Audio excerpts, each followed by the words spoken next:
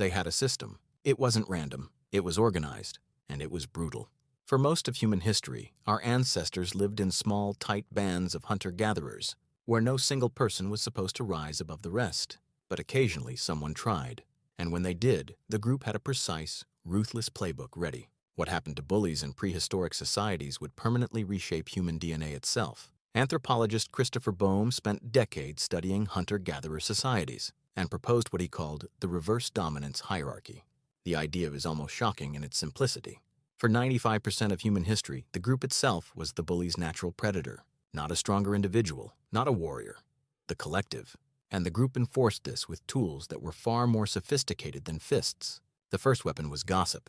Not casual gossip, coordinated reputation destruction. Researcher Robin Dunbar found that up to 65% of human conversation is social information sharing, tracking who can be trusted. When a bully emerged, this gossip network activated like an immune system. Everyone coordinated, everyone shared the same narrative. The target's reputation collapsed fast. And here's where it gets extraordinary. This gossip actually altered human genetics. Boehm argues that dominant, aggressive individuals were systematically removed from the breeding pool, while cooperative, humble individuals survived and reproduced. The result is the brain you're using right now. But gossip was just step one on the escalation ladder. If a bully ignored the whisper campaign, the group moved to what anthropologists call leveling. Leveling was ritualized, collective humiliation. The group would mock the bully's claims, ridicule their status symbols, and systematically undercut any attempt at dominance. This wasn't merely embarrassing. Social rejection activates the same neural pathways as physical pain. The anterior cingulate cortex, the region that fires when you're punched, fires identically when the group turns against you. And Boehm argues this leveling pressure had an astonishing side effect. To survive in a leveling society, you couldn't just be strong. You had to be clever. You had to persuade, negotiate, entertain, create.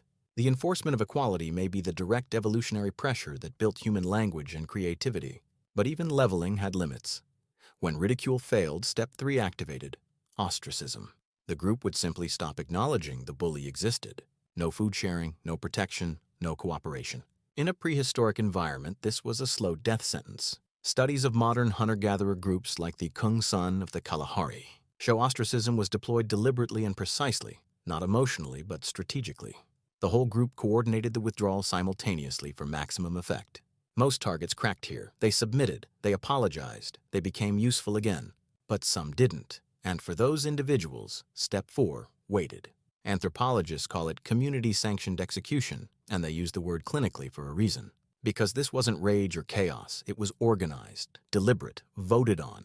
Boehm documented cases across dozens of hunter-gatherer societies worldwide, where groups formally agreed that a persistent bully had to be permanently removed. And the execution rate, Boehm argues, was far higher than we've assumed. High enough to function as genuine natural selection pressure on human behavior.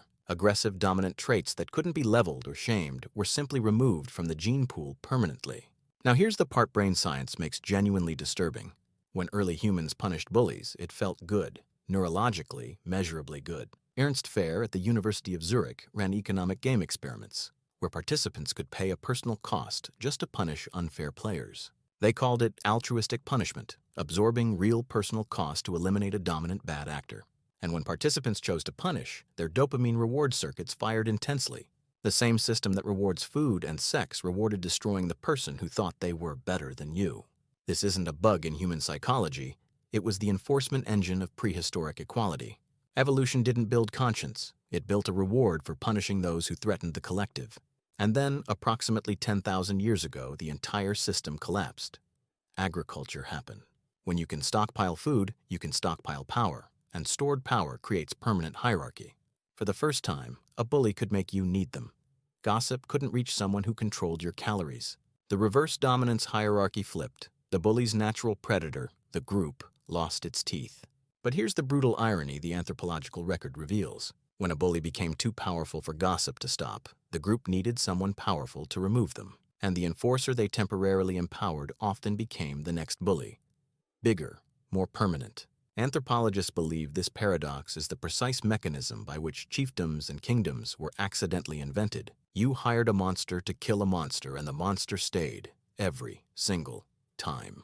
Every king, emperor, and tyrant in human history traces back to this single structural failure. The system of leveling, gossip, and execution didn't vanish. It got bureaucratized. Courts, juries, whistleblower laws. These are the ancient execution ladder in a suit and tie.